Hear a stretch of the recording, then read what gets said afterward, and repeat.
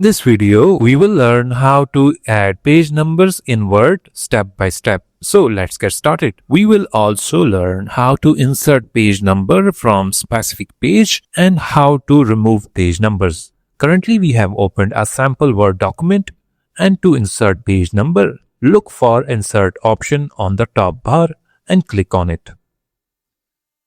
Now look Page Number option and click on it. Here we have multiple options, such as we can add page number at top of the page, bottom of the page, page margin, and current position of cursor as well. First, we will add page number on top of the page. Click top of the page, and from left side, select a style. Now the page numbers are automatically inserted at top.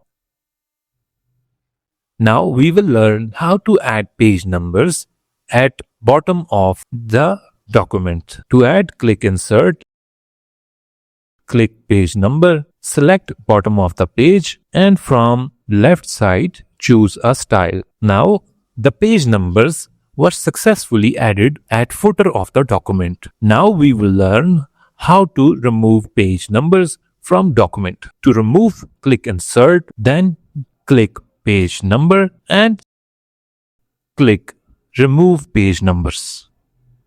This is how you can remove page numbers. Now we will learn how we can add page numbers starting from specific page. For the demo purpose, we will start the page numbering from third page. To start it from third page, click on the third page content. Now our cursor is on the third page and is active. Then look for layout option and click on it. Then click breaks and choose next page option. The break was successfully added. Now click insert, then click page numbers and click top of the page and choose a style. Now you can see the page numbers were successfully added, but they are also added on the first pages. To fix it, click on Link to Previous to unselect them and unlink them from the previous pages. Now go to Insert Page Number, click Format Page Numbers. Then you need to choose Start At under Page Numbering and insert one. Click OK. Now our page numbers are restarted from the third page.